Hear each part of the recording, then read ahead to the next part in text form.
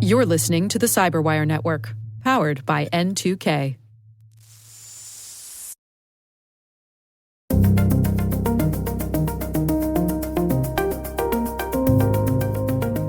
Hello, everyone, and welcome to N2K Cyberwire's Hacking Humans podcast, where each week we look behind the social engineering scams, phishing schemes, and criminal exploits that are making headlines and taking a heavy toll on organizations around the world. I'm Dave Bittner, and joining me is Joe Kerrigan. Hey, Joe. Hi, Dave. And our N2K colleague and host of the T-Minus Space Daily podcast, Maria Vermazis. Maria.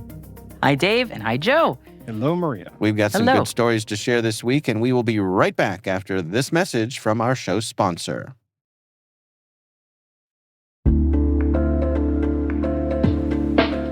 And now, a few thoughts from our sponsors at ThreatLocker. The tactics used by cyber criminals are becoming more and more advanced every day. The shift from a default allow approach to a default deny is more critical than ever. This is where ThreatLocker comes in. Stay tuned for how ThreatLocker allow listing and ring fencing has your back.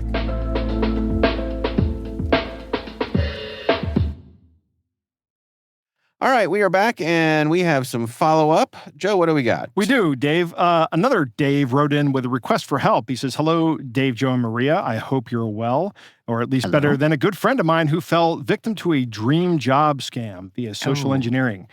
Lost about $70,000. Wow. Yeah, that's oh my gosh. Terrible. Mm-hmm. My friend is very intelligent, but having listened to most of your podcasts, I know that very well that no one is immune to these scumbags. Exactly. That is 100% correct. Your friend did not fall for this because he was stupid, but because he is human, and these guys exploited that. Yeah. Remember, these people that do this are the bad guys, not the victims.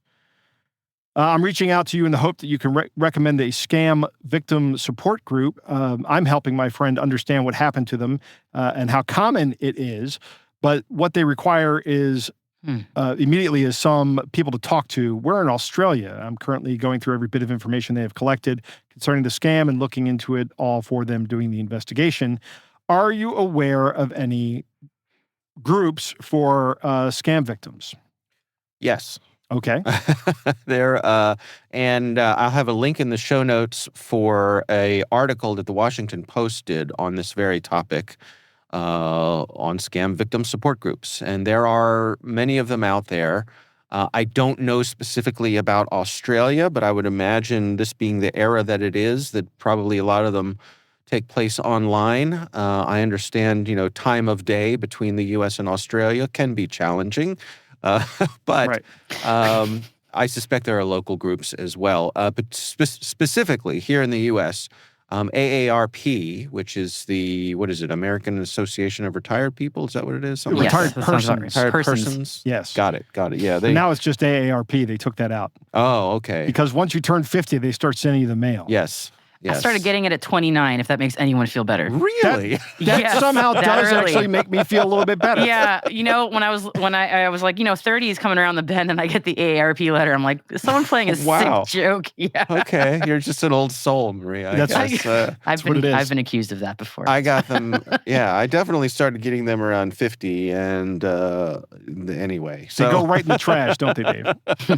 Well, you know what? I've also learned that I want to say at like 55, you can start getting discounts at fast food places. Some places will give you discounts, so I'm not too proud for that. Yeah. Yeah, what's the senior discount? I do know this for a fact, that if you go into a Roy Rogers, there's not that many of them left, but if you go into the Roy Rogers with a cowboy hat on and ask for the cowboy hat discount, you will get one. Really? Yep. Only God you, bless Joe. America. Only you. Jesus. All right. You know what? Stop. Okay. How did you find out about this? So how did you learn about, because here's what I'm imagining. I'm imagining you Googling this strutting now. into a Roy Rogers wearing your cowboy hat and announcing proudly, "Hey, partner, can I have a cowboy hat discount?" And the person behind the counter going, "Oh, for God's sake." Well, you're very close. It's almost like you were there, because that is exactly what happened. Because I do enjoy wearing a cowboy hat. Yes. Do you really? I do. Yeah, you look good in a cowboy hat. I do. Not everyone, I don't think I can pull off a cowboy hat, but I think you can. And one of my favorite things about this particular cowboy hat is it's a working hat. So it's like one you wear when you're doing yard work. Okay. And Damn. it prevents you from, I actually have multiple cowboy hats. This is like a geek guy rule. It's a fedora, it's a bowler, a cowboy hat. You got to have a hat. Right. The cowboy. I married a fedora guy, so it's all right. Well, that's my preferred distro of Linux, if that counts. I walked right into the Linux. It's fine. It's fine. So the Reed cowboy hat, they're not expensive. It's less. You get it for less than $100. You wear it outside. And like when you're about to pull on a branch and you start tapping the cowboy hat with your branch, you go, oh, that's a little close to my head. Don't want to pull on that. Oh. Or you can, it has saved me from bonking my head. It's almost as good as a hard hat. Okay. It provides a lot of warning. It doesn't provide any of the protection that a hard hat would provide, but it lets me know when my head's getting close to, exactly. Well, I was thinking also if if you're like walking on a trail, it could help with spider webs. Yep. It helps with that. It helps with branches. It does a fantastic job of keeping the sun off your head and neck. So I walk let's into go the back Roy to what a Roy hat's Rogers. supposed Yes, to do. Please. Yep. I walk in there, and I've been doing some work. I was in Westminster. I don't know why I was up there, but I had my cowboy hat on, and I walk in, and I'm like, there's a picture of Roy Rogers on the wall with a white cowboy hat, and I'm wearing my white Reed cowboy hat. And I just look at the woman and go, can I get the white cowboy hat discount like Roy over here? And she goes, I can do that. With a smile. Is there a on her black face. hat discount? I don't know. That's a good question. You sold the place up. That's right. A gray hat? My other hat is a black hat. I have a white hat and a black hat. Of course. Yeah. The black hat discount is you just take it. Right. Yeah. I just walk in, give me the food, I leave. Or you just help yourself to the Fixins bar like it's a salad Yes, bar. right. You know? Just load I'm a up hacker, on don't mind me. Pickles and ketchup. Yeah. Make yourself a Help pickles and yourself to the ketchup pixels. salad. Right. That is a black hat thing to do. Yeah. So Take all the pixels. long end of the story is the AARP runs a couple of groups runs scam victim groups. There are also, I would imagine that if you're in Australia, there might be a similar organization for retired people that might have the same kind of thing. I don't know. Yeah, there's another organization I saw online, and I can't vouch for this, but they're called fightcybercrime.org. Mm-hmm. And they have a romance scam recovery group. Mm. Yeah. So, obviously there's a need for this. And so there are folks out there who are doing it. So, kudos for you, Dave, for being a good friend and trying to help your friend, because this is certainly traumatic, what they've gone through. And $70,000 is a lot of money. Yeah. Absolutely. But it is not unrecoverable.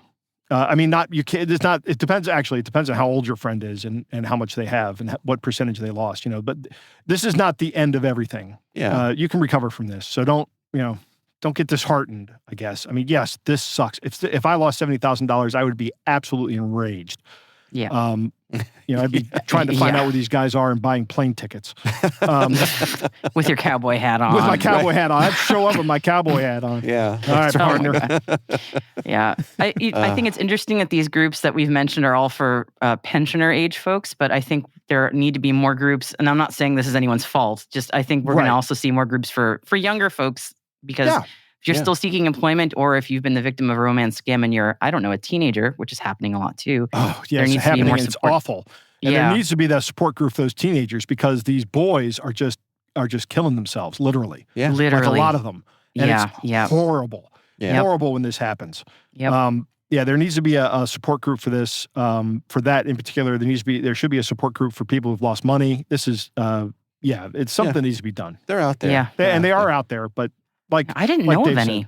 I'm glad I appreciate that you both pointed it out, because off the top of my head, I wasn't aware of any, but there is a need. So This article in the Washington Post has a number of sources here, so maybe that's a good place to start your journey. I will add, just to put a button on the Roy Rogers thing, that when I was about 8 or 9 years old, I was in a Roy Rogers TV commercial. No way. Yep, I got to meet Roy and Dale. Yep. Really? Who is Roy Rogers? I don't know. Oh my! Wow! Wow!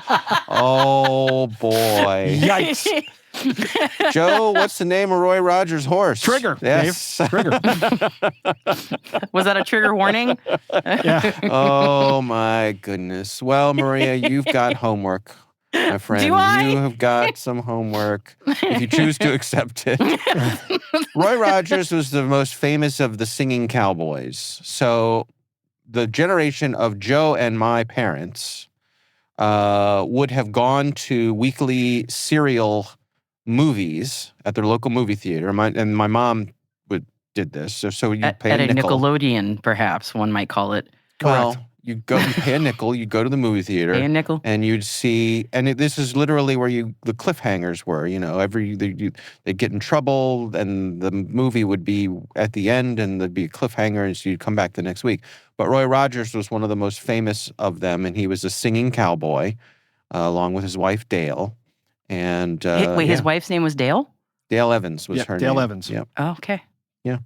Yeah. Forgive me, I'm an immigrant's kid. We just anything from before my time. I would. And their have that. They sang a song called "Happy Trails." Happy Trails. I've heard that song in my life. We meet again. Yeah, that's Roy Rogers. So now I just lack any cultural context in the United States before a certain year. So I'm sorry. It's blank. Yep. Well, I'll tell you, it was a thrill for my mother to meet Roy Rogers in person. So that was the best thing about that day. And the restaurants are concentrated mostly here in Maryland. Maryland, we are fortunate to live in the state with the most Roy Rogers restaurants. Why do you know that? I read the Wikipedia article. You're getting into something I love. He gets a cowboy hat discount. Right. Why wouldn't he know this? I mean... But you know that Maryland has the most, like, why is that a thing in your pocket that you have? It's 22. I mean, why do you he doesn't know want that? Because I just read the Wikipedia article like 2 weeks ago. Okay. It's like, I have no idea how many Dunkin' Donuts are in Massachusetts. I really don't. Like, I feel like I should know that now. Well, Joe gets itchy if he's more than a certain number of miles away from Roy Rogers. That's right. So get the old double R bar. All right. Pickles and barbecue. Let's move on. So thank you, Dave, for writing in. We do appreciate it. What a rat hole that was. Yes. Thank you for that. And again, thank you for being a good friend to your friend. That's great to hear. All right, let's move on to our stories here. Maria, why don't you start things off for us? I just wanted to mention there are apparently over 1,000 Dunkin' Donuts in Massachusetts, so I've now answered my question. I Googled it real quick.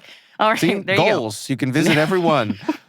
I don't like their coffee. All right, so my story is a quick follow-up, actually, from the story that I covered last week, but also have been talking about now and then, about people using essentially the latest and greatest in deepfake technology to fraudulently apply for jobs in the United States when they themselves are, I don't know, a North Korean hacker. We've talked about how people have applied for jobs at security companies and actually been successful in infiltrating security companies doing this. And last week we talked about how one software engineer, I'm just summarizing for people who missed it, a software engineer actually was screening out another technical applicant when the guy had like a very obvious deepfake face. It was quite a shocking video, actually. So the story that I have here comes from El Reg, Jessica Lyons at the Register. The headline is Arizona laptop farmer pleads guilty for funneling $17 million to Kim Jong-un. Always love their headlines. Wow. So basically, that's a lot of money. That is a lot of money. It's going to buy a lot of missiles for that guy. Oh, that's a really comforting thought. This woman allegedly, her name actually is Christina Marie Chapman, but she pleaded guilty to conspiracy to commit wire fraud, aggravated identity theft, and conspiracy to launder monetary instruments. And essentially, for over the course of 3 years, she ran a laptop farm out of her home in order for North Korean hackers or hackers employed by the North Korean state to have a credible US-based IP address for those fake job applicants to have a sort of believable geolocation. So when they're going through the application process as a remote employee of a United States company, perhaps they had a convincing deepfake, but you also have to pass other sort of security measures that companies put in place to make sure that you're a legit hire. And one of them is checking where your geolocation is, at the very least, to make sure you appear to be based out of the United States. It's sort of like a very basic thing. And she just had a whole bunch of laptops in her house to give those hackers that US-based geolocation. And the court documents are actually a really interesting read, which is not a phrase I think I've ever said in my life. I found this really interesting paragraph that I just want to quote, if you all don't mind, because I just thought it was so neat. The conspiracy perpetrated a staggering fraud on a multitude of industries at the expense of generally unknowing U.S. companies and persons. It impacted more than 300 U.S. companies, compromised more than 60 identities of U.S. persons, caused false information to be conveyed to DHS on more than 100 occasions, created false tax liabilities for more than 35 U.S. persons, resulted in at least $6.8 million of revenue to be generated for the overseas IT workers, and they worked at blue-chip U.S. companies, including a top 5 national television network and media company, a premier Silicon Valley technology company, an aerospace and defense manufacturer, oh, it's very comforting, an iconic American car manufacturer, a high-end retail chain, and one of the most recognizable media and entertainment companies in the world, all of which were Fortune 500 companies. The overseas IT workers also exfiltrated data from at least 2 U.S. companies, a multinational restaurant chain, maybe it was Roy Rogers, and don't sue me. They got the barbecue sauce recipes, Joe. Oh, I hope I can get my hands on that, because that is a good barbecue sauce. Oh, it is. He's like, don't call me. And a classic American clothing brand may have been a cowboy hat manufacturer. Joe, a lot of things are adding up to you. I'm just saying. Stetson? Maybe? Yeah. And the overseas IT workers also attempted to gain employment and access to information at 2 U.S. government agencies on 3 different occasions, although the court documents noted that they were thwarted due to the agency's enhanced due diligence. How nice. And I was looking at the line items of what each fraudulent employee gained. One employee alone over 3 years managed to net over $1 million as a salary, like $814,000. And I looked at the fraudulent names, and I was looking for a Maria V in case my identity had gotten stolen. And was right. Am I in here? There is a Joe C. Oh, no. There you go. Completely for real. So maybe it really was Roy Rogers instead. I got to look. Now I got to go look at the court documents. I just gave you homework. You gave me some, and I've given you some. Yeah. So there you go. Man. Wow. No Dave B, though, right? No, there was no Dave B. I was looking for a Dave B and a Maria V, nothing, but there's a Josie. So. Okay. Well, I haven't heard anything from the IRS about my tax returns not being right so far. Well, yeah, because you know Don't they'll hold call your breath, Joe. They'll send you a letter. Like when you submit your tax returns, and they go, you left this W-2 off your tax return. They'll send I'm you a sure letter Doge that is says right that. on it right now. So just right. Yeah. So I guess they'll do that. I don't know. I'll have to talk to my son. That would be what I would expect. Would be because he's an accountant. there you go. What do I know? Yeah. Cybersecurity stuff, not accounting stuff. Yeah. He got upset with me the other day because I got a tax document. I said, I'll put this on my IRS pile. And he goes, you mean file? No. It's on my desk, just a pile of documents. Yeah. Yeah. I just did my taxes last night, so I relate. Yeah, it was.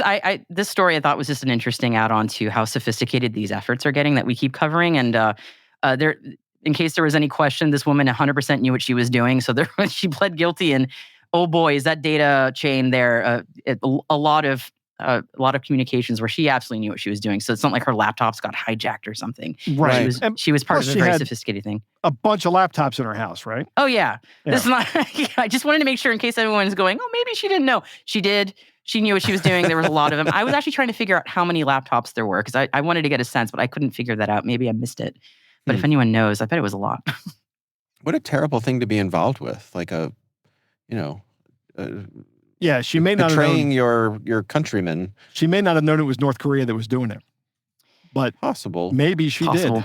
Yeah. I mean, I don't think she's earned the benefit of the doubt. Right. Yeah, I'll agree with you on that.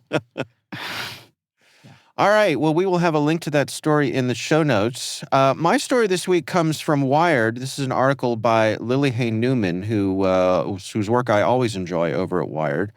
And it's titled "The Loneliness Epidemic is a Security Crisis." And it's about romance scams and the proliferation of those. But what really caught my eye and why I think it's worth sharing is that, this is a good article that you can send around and send to your friends and family, your loved ones, because it really does go through the highlights of what's going on with romance scams, how to avoid them, the types of manipulation they use. So I thought it'd be nice for us to go through it together here. One of the things they highlighted, which I guess is not surprising, is that more and more of these scammers are using AI in their scammer operations. They're using AI-generated profiles on dating apps. Organized crime groups in Southeast Asia are using these AI tools to generate personalized scripts in real-time conversations using multiple languages. And both the FBI and Google are reporting that AI has just made it easier for these folks to do what they do faster with a lot more volume. So I thought I'd go through a list of some of the techniques that they use for these romance scams. Love bombing. Yep. You ever been love bombed? No. Yep. Has Oh. never happened to me. And, Well, I have. lucky. I have. Yep. And love bombing is so We should let me explain describe what that is. Yeah. This is when Yeah, they use yeah. excessive terms of endearment to build fast emotional connections.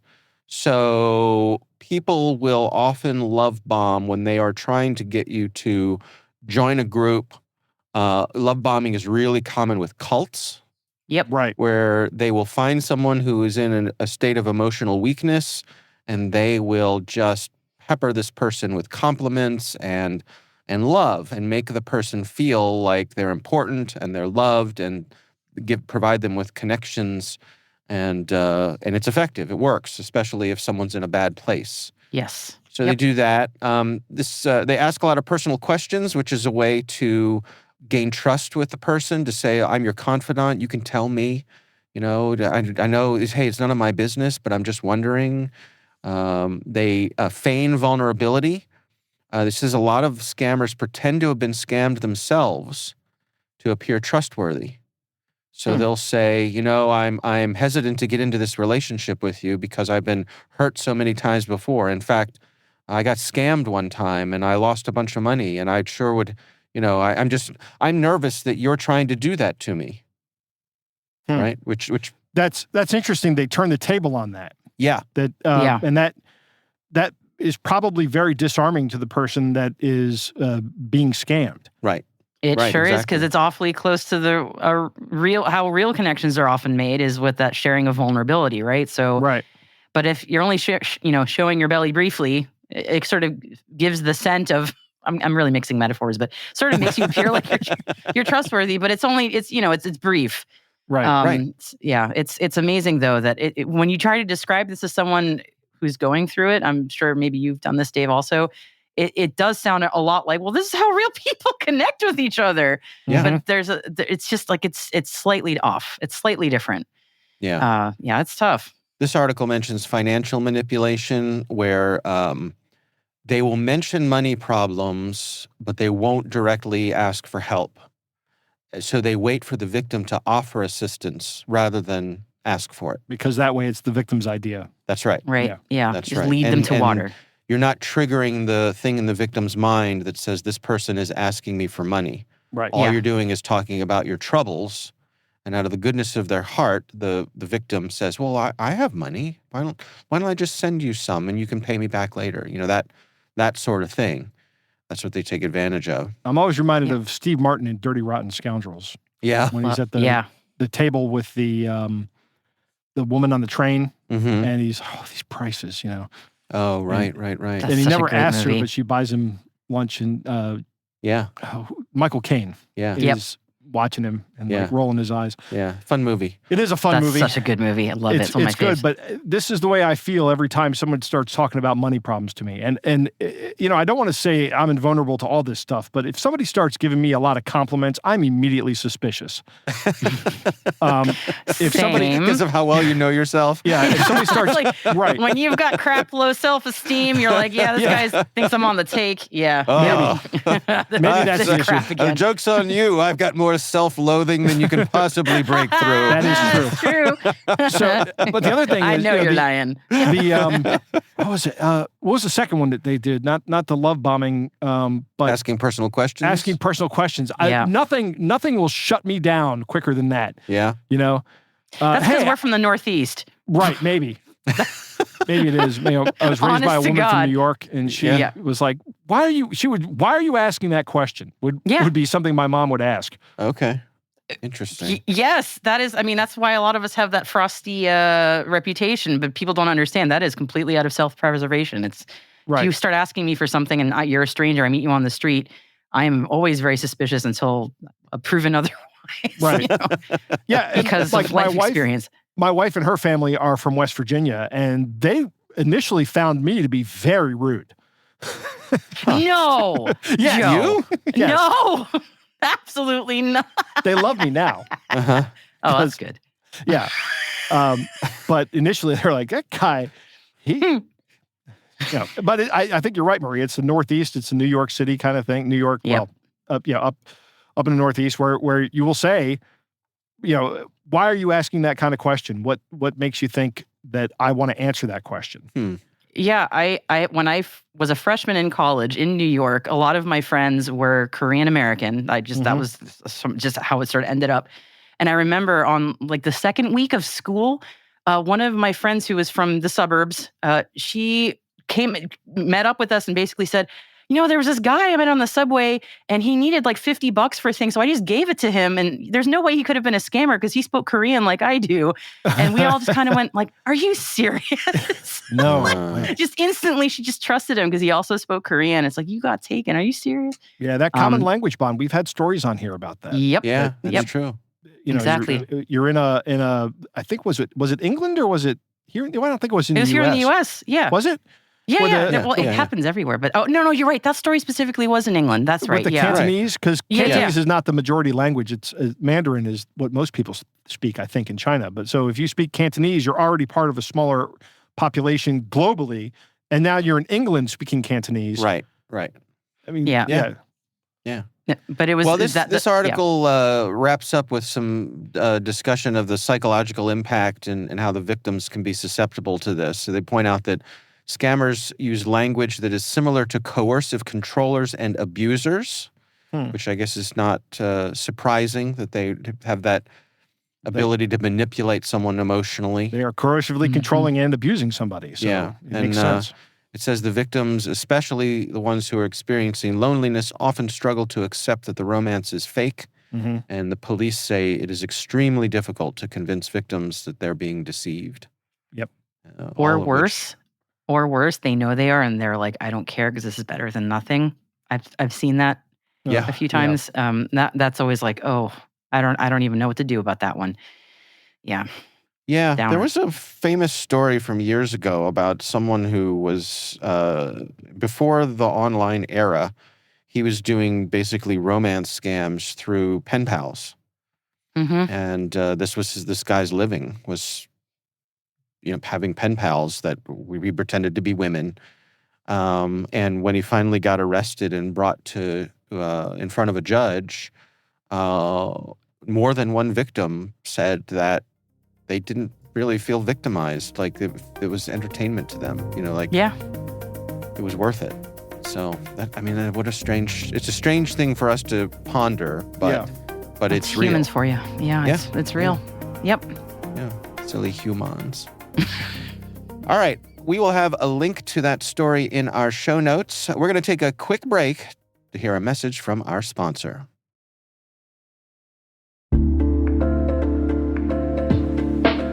So let's return to our sponsor, ThreatLocker. ThreatLocker is a zero-trust endpoint protection platform that strengthens your infrastructure from the ground up. Where traditional cybersecurity tools require you to create a list of things you don't want to run, ThreatLocker enables you to easily curate an allow list of everything you need in your environment and network, and block everything else by default. With ThreatLocker allow listing and ring fencing, you gain a more secure approach to blocking exploits of known and unknown vulnerabilities. ThreatLocker provides zero-trust control at the kernel level that enables you to allow everything you need and block everything else, including ransomware. The ThreatLocker Zero Trust Endpoint Protection Platform deploys in a learning mode that analyzes the operations of your company using machine learning to assist you in developing your allow list for approved applications, what they can do on the endpoint, what can interact with your data, and even east and west network traffic. We thank ThreatLocker for sponsoring our show. And we are back. Joe, you are up. What do you got for us this week? Dave, I got 3 things, which is a lot of things, but they're all really short. Okay. First one is 2 weeks ago, I talked about my office mate, Michelle, getting a text message. Yeah. Yesterday, or 2 days ago, I got the exact same text message on my phone. Huh. And these are both on our work phones, and with just a different URL, a different domain. Everything else was the same. Okay. Including the www.irs.gov prefix of that URL. Oh, It's just a new domain. That's it. Uh-huh. Everything else was the same. So these guys are just out there running this scam with new domains all the time. Yeah. And apparently it's working because they're still doing it. Hmm. Next thing I have is an interesting story about a thief who used a barcode ring to scam Walmart self-checkout. So he had a ring with a barcode printed on the ring. So when he would run something over the scanner, it would ring up as a 70-cent can of Great Value tomato soup. Oh. Now, points for innovation. Right. That's what the police said. I am the police. Right. Huh. So how he got caught was he rang up a $300 grill. Oh, Yeah. he got greedy. He got greedy. Exactly. Yeah. Paid the 70 Classic cents. blunder. Right. And then drove out. And of course, Walmart has security, right? They're watching, there's always somebody watching something at Walmart. And I don't know if you've ever been to a Walmart, Dave, you ever been to a Walmart, Maria? Oh, yeah. Yeah. You go and use their self-checkout because that's pretty much all that's open, and it's got a camera facing you. Right. Oh, my kid loves to dance in those camera views. She Yeah. always waves and dances. She loves it. I always tell those people Me on the too. camera. I honestly, me too. I'm like, you're probably bored if you're looking at this. Hi. Right. So Dance in an elevator, all of that. Give somebody. they said, okay, that guy's walking out of here with a $300 grill, paying 70 cents. Loss prevention says, I'm just going to call the police, gets the license number. Police tail him home. As soon as they get home, or as soon as the police find him, he says, yeah, I just used this ring to ring it up. And they now charged him with felony burglary. Oh, okay. So that's my second story. I think First of all, Yeah. like Maria said, points for cleverness. Correct. I mean, the thing that I wonder about is my understanding is with self-checkout is that somehow they're calibrated to the weight of the thing being purchased, yeah, right? So like if you scan a can of beans that weighs 16 ounces, you put that on the little platform where the bagging stuff is, and it reconciles the can of beans with what it thinks it's supposed to weigh. So if you have a little box of toothpicks, right. that weighs, that's different than a can of beans or a greeting card or something like that doesn't weigh very much. Dave, I've seen these. I've used these self-checkouts things that insist that you put the item in on the scale, right? The bagging scale. Yes, but I've never tried to put something of a different weight on there. Buy scan a can of soup and then put a gallon of milk on there, which is like eight times the weight of a can of soup. Yeah. How do you weigh a grill? Yeah, you don't weigh a grill. No, you don't. have to skip bagging. And so, for example, because I use the self-checkout all the time at my local grocery store, and sometimes I will buy, let's say, a 12-pack of cans of soda, right? Which doesn't need to go in a bag. And so they're calibrated for when you ring something like that up, it says, put it in the bagging area or back on your cart. So it knows that that's something that might not go in a bag. Okay. And it's okay with you putting it in your cart. Something else like a can of beans, it's not okay with you just putting it back in your cart. It wants you to put that in the bagging area. And I've also had it say to me, an unexpected item is in the bagging area. Yeah. Right. Well, I'm going to have to that check lady. that now. So you're going to do some A/B testing, Yeah, I'm going to Joe? do some A/B testing on this. Don't get arrested. Oh, boy. Don't get arrested. Yeah. I won't get And arrested. that, ladies and gentlemen, is why Joe is no longer allowed in the Walmart. There's other reasons I'm not allowed in the Walmart. You know what's going to happen cowboy is hat. on the here's what's going to happen. Our friend Mallory Safaste, who from the local affiliate, is going to be showing a blurry picture of a man in a white cowboy hat sprinting out of the Walmart with security people chasing after him, and I will have to pretend like I don't know who that is. Right. There was one time I was watching the news and they put up a picture of a guy who had gone into a gym and broken into a bunch of lockers and stolen like $1,000 worth of watches out of the locker. Yeah. This guy looked exactly like me. And I was like, oh, man. There goes that alibi. Right. I mean. Yep. It was a nice watch you sold me, though, Joe. I have to say. I showed it to a coworker of mine, and he says, "That guy looks like you." I'm like, "I know." He stole watches out of a gymnasium. Well, fortunately, nobody's going to catch you at a gym. That's right. Yeah. Not going to catch me at a gym. Dang. All right. What's your last story, If you Joe? weren't going to say it, I was. Yeah, what's your last story, Last Joe? story is a little bit of good news out of Australia. Okay. And this actually kind of ties back in with our letter from Dave, but Australians, this is from Kat Wong at AAP. There is game-changing anti-scam laws to protect consumers, and they are working on passing this law in Australia. Businesses could be fined up to $50 million if they do not maintain strong scam defenses. Huh. Also, victims will have clearer pathways to compensation. So there are three fronts of this. Three things we're talking about. The law establishes scam prevention framework that banks and telecommunication companies and media organizations, social media organizations, have to do with the guidelines are going to have to follow. Yeah. The first one is that banks are going to have to verify who they're sending the money to when they're sending money for a person.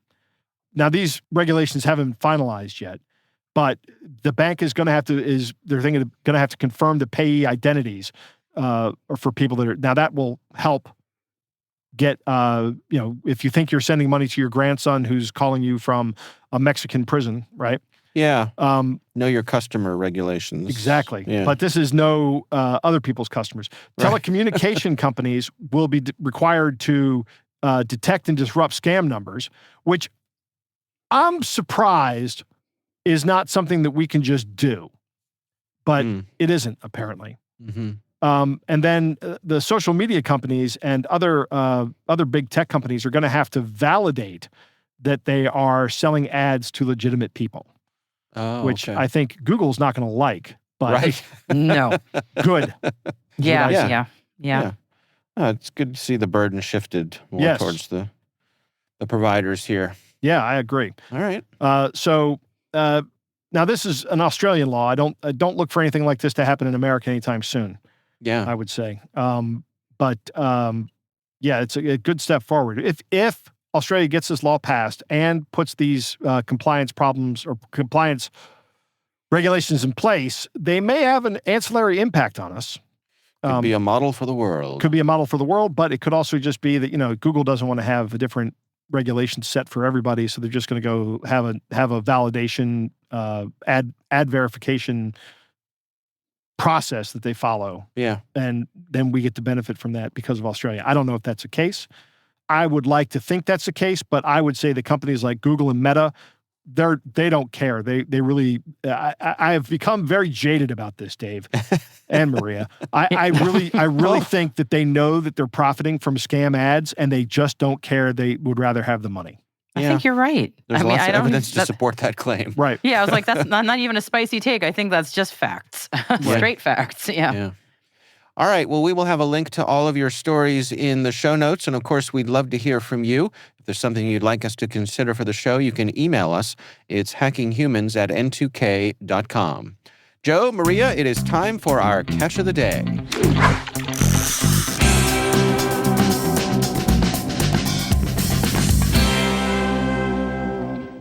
Dave, our catch of the day comes from r/scambait on Reddit, and the user is Second100K. It's a scammy text exchange. Yeah. All right, Maria, you want to start us off here?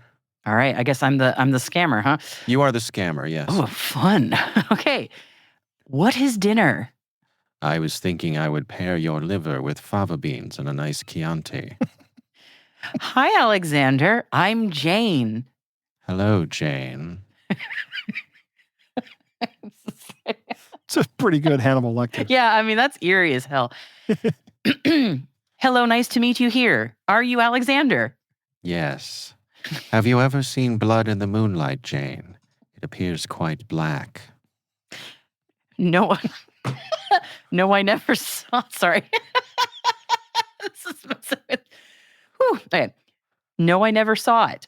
On a related note, I must confess, I'm giving serious thought to eating your cousin. Very nice. Alexander, your name is the same as my friend. Heart emoji. Very nice indeed, Jane. Sorry, I accidentally messaged you because I saved the wrong number. Remarkable girl, Jane. I admire your courage. I think I'll eat your heart. And it ends there. End scene. Why are you so good at that? That's so terrifying. Right? I don't know. Just a little inner psychopath, just channeling my inner psychopath. That movie scared this. Oh, my God. Yeah. Oh, Anthony Hopkins, best Hannibal Lecter. Saw that one in the theater, and let me tell you, it's a tough one. Yeah. Yes. Yeah. What's the little dog's name? Precious. Precious. That's Precious. right. Precious. Poor Precious. Precious. Poor Precious. I think it was Precious, right? Yeah, it's Precious, all right. Okay. Yeah, it was Precious. All right, well, that is our catch of the day. And again, we would love to hear from you. If there's something you'd like us to consider for the show, please email us at hackinghumans@n2k.com. But I guess do we need to explain what the scam is that was going on here? as is our... Or are we all just too weirded out to go on? This is the beginning of the wrong number scam. Oh, yeah. I misdialed. And then they start doing, this is what I did. This is the kind of person I was messing with a couple months ago when I was in Texas, actually, buying my white cowboy hat. You have a strategic cowboy hat reserve? I have a place I go, Dave. Oh, I see. You have a place you go. Yes. You walk where everybody in, knows your Roy name. Rogers? Is there a Roy Rogers on site? No, there's no Roy Rogers in Texas. This place is called Harry's. It's in San Saba, Texas. It is fantastic. Uh-huh. Go upstairs and see Inez. You go in and they say, "Hi, Joe." You're like Norm at Cheers. Yeah. Everybody knows his name. Well, nice. I mean, they see me like once a year, but they still remember me. I'll bet they do. Yeah. I'll bet they do.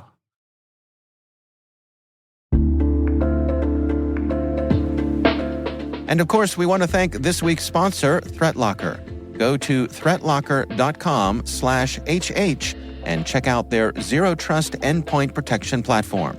That's the words threat and locker with no space.com/HH, where you can request a demo and neutralize the threat of malware running on your devices.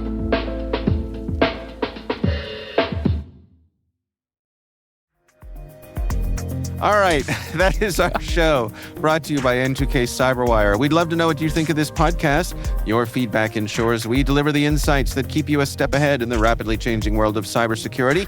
If you like our show, please share a rating and review in your favorite podcast app. Please also fill out the survey in the show notes or send an email to hackinghumans@n2k.com. This episode is produced by Liz Stokes. Our executive producer is Jennifer Iben. We're mixed by Elliot Peltzman and Trey Hester. Peter Kilpie is our publisher. I'm Dave Bittner. I'm Joe Kerrigan. And I'm Maria Varmazes. Thanks for listening.